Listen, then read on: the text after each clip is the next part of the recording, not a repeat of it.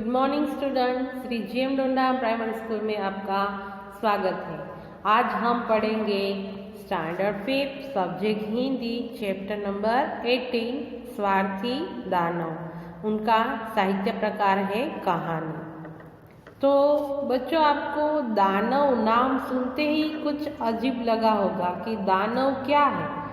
तो इस लेसन में हमें दानव की बात की है। एक राक्षस है जो एक बगीचे में अपना अड्डा जमाए बैठा है और यहाँ पे एक बात की हुई है आड़ू की। तो ये आड़ू जो है उसको पीच कहते हैं।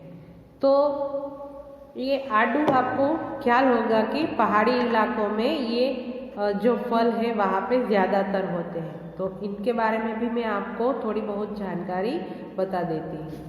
तो ये खाने से आँख की रोशनी, खून की कमी जो है वो गायब हो जाती है। तो ये फल खाने में अच्छा है। तो हम बात करते हैं स्वार्थी दानव की। विद्यालय से वापस आते हुए बच्चे दोपहर के समय दानव के बगीचे में खेलने जाते थे। दानव का बगीचा था।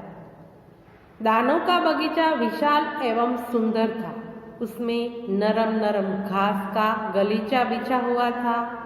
क्यारियों में रंग बिरंगी सुगंधित पुष्प खिलते हुए थे। बगीचे में आड़ू के वृक्ष थे। अभी मैंने आपको दिखाया ना आड़ू, वो पीच, जिन पर गर्मियों में गुलाबी और सफेद फूल खिलते थे। कुछ ही दिनों में उन पेड़ों पर आड़ू आ जाते हैं। आड़ू का जो फल है वो आ जाता है। इन वृक्षों पर बैठकर पक्षी कलरव करते।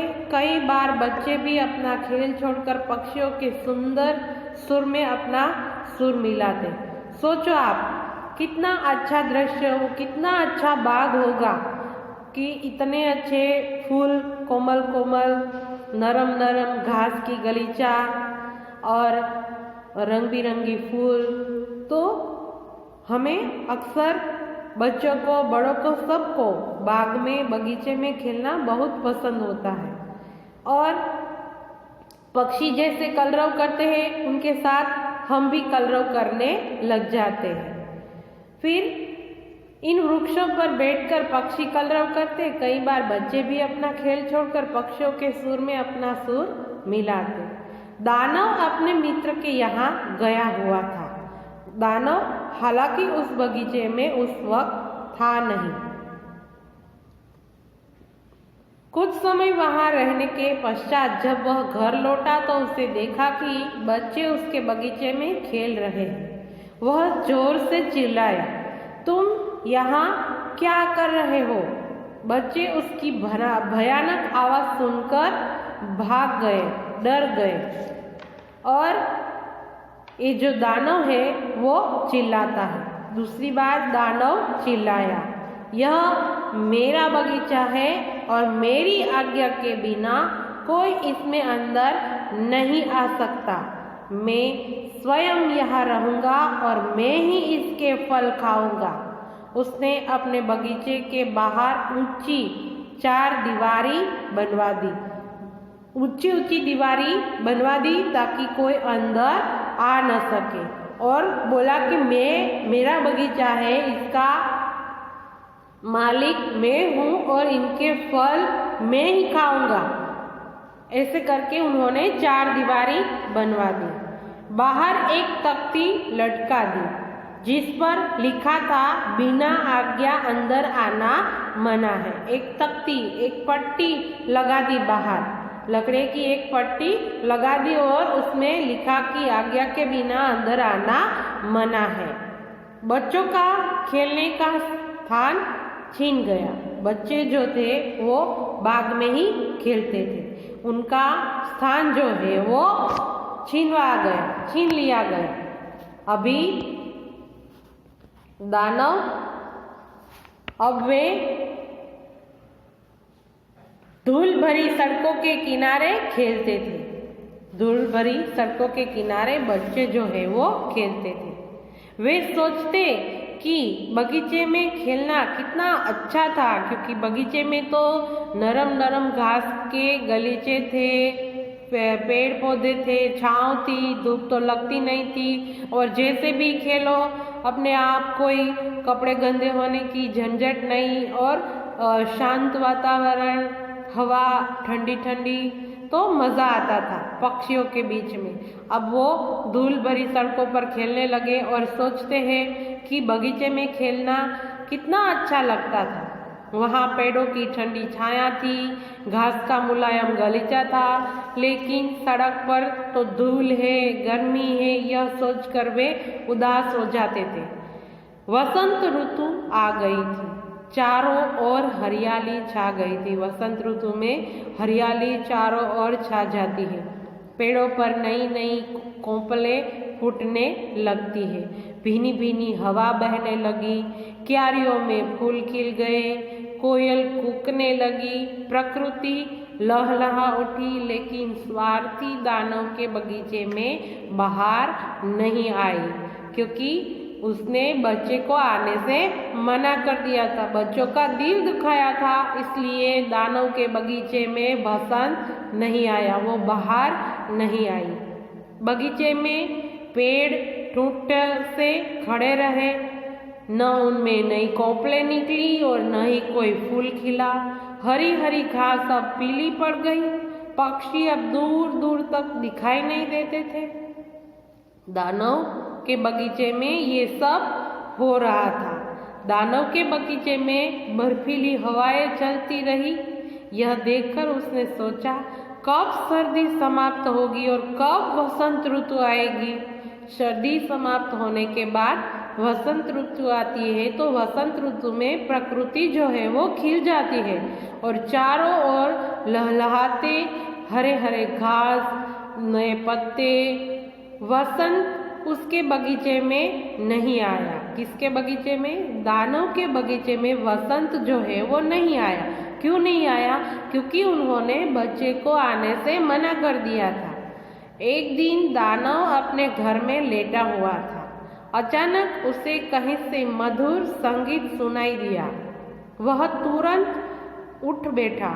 उसने कमरे की खिड़की से देखा कि एक चिड़िया बगीचे में चहचहा रही है। दानव ने बहुत दिनों से किसी पक्षी की आवाज़ नहीं सुनी थी, इसलिए उसे चिड़िया का चहचहाना स्वर्गिक संगीत जैसा लगा। क्योंकि चिड़िया आ ही नहीं रही थी, बहुत दिनों के बाद उसने चिड़िया का संगीत सुना। वह खुशी से झूम उठा और वसंत को देखने के लिए बगीचे में आया। दानव ने अपने बगीचे में एक अद्भुत दृश्य देखा। बगीचे की चार दीवारी में एक बड़ा छेद हो गया था। जो दीवारी बनाई हुई थी उनके अंदर बीच में एक छेद हो गया था। बच्चे उसमें से अंदर आकर खेल रहे थे। वो छेद था, उसमें से बच्चे नटखट वो अंदर आकर खेल रहे थे। पेड़ों की शाखाएं बच्चों को देखकर झूमने लगी। पेड़ों में नई कोपलें आ गई थी, कलियां फूल बन गई थी। चारों ओर बच्चों की खिलखिलाहट और पक्षियों के चहचहाने से बगीचे में एक नैसर्गिक दृश्य उत्पन्न हो गया था। बगीचे का एक कोना अभी भी सूना था, वहाँ पे वसंत नहीं आया था। वहाँ एक बच्चा खड़ा हुआ था। वह बार बार टहनियों को झुकाने का प्रयास करता था, लेकिन कद छोटा होने के कारण पेड़ की टहनी तक उसका हाथ नहीं पहुंचता था। वो बच्चा छोटा था, क्योंकि छोटे बच्चे शरारत करते हैं ना, पेड़ जो ऊपर लगे हुए होते हैं तो उनको उनकी टहनी खींचते हैं और नीचे लाते हैं, ऐसी हरकतों करते हैं। पर ये बच्चा जो है वो छोटा था, इस कारण वो टहनी तक नहीं पहुंच पाता था। और यह देखकर वह रोने लगा। दानव ने जैसे ही यह दृश्य देखा उसका हृदय पिघल गया। बच्चा रोने लगा क्योंकि बच्चे के हाथ में वो टहनी जो है वो नहीं आ रही थी। इसके कारण वो छोटा बच्चा रोने लगा। इधर दानव का हृदय जो है वो पिघल गया। उसने सोचा, मैं कितना स्वार्थी हूँ, मैंने इन बच्चों को अपने बगीचे में नहीं खेलने दिया था, इसलिए मेरे बगीचे में वसंत नहीं आया। दानव ने बच्चों को बगीचे में खेलने से मना कर दिया था, इसलिए दानव के बगीचे में वसंत नहीं आया था। तो यह दीवारी जो थी वो तोड़ दूंगा और बच्चों को अपने बगीचे में खेलने से मना नहीं करूंगा, ऐसा दानव ने सोचा। यह सोचते हुए वह उस छोटे बच्चे के पास पहुंचा। उसे आते हुआ मतलब दानव को आते हुआ देख बड़े बच्चे डरकर भाग गए। वह छोटा बच्चा सहम गया, डर गया। दानव ने उसे पुचकारा और प्यार से अपनी गोद में उठा लिया, उनको सहलाया और उनको प्यार से अपनी गोद में बिठा दिया। उस बच्चे को पेड़ की टहनी पकड़वा दी, क्योंकि दानव तो बड़ा होता है, राक्षस तो बड़ा होता है, तो वो बच्चे को गोद में उठा लिया और वो पेड़ की टहनी जो वो नहीं पकड़ पाता था वो उनको पकड़वा दी। दानव ने उसे वो टहनी जो है वो पकड़वा दी। बच्चे के छूते ही पेड़ की शाखाएं झूमने लगी। पक्षी भी उस पेड़ पर आकर बैठ गए। छोटे बच्चे ने अपनी दोनों बाहें दानव के गले में डाल दी और उसे लिपट गया। बगीचे की टूटी दीवार में से बच्चे झांक रहे थे। उन्होंने जब दानव को बच्चे से प्यार करते हुए देखा, वे बच्चे बगीचे के भीतर आ गए। उन्हीं के साथ वसंत भी दानव के बगीचे में आ गया। अब दानव ने फावड़ा उठाया और चार दीवारी तोड़ने लगा। एक फावड़े से वो चार दीवारी जो बनाई थी वो तोड़ने लगा। बच्चे भी अपने खेल में व्यस्त थे। राहगीरों ने जब देखा कि बच्चे दानव के बगीचे में खेल रहे हैं तो उनकी खुशी का ठिकाना न रहा।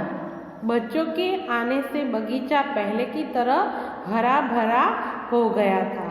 लोगों को यह देखकर बहुत आश्चर्य हुआ कि दानव बच्चों के साथ खेल रहा है और बच्चों की हंसी से सारा बगीचा गूंज रहा है।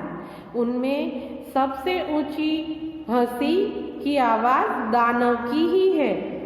तो यह ऑस्कर वाइल्ड नामक एक पुस्तक में से लिया गया है।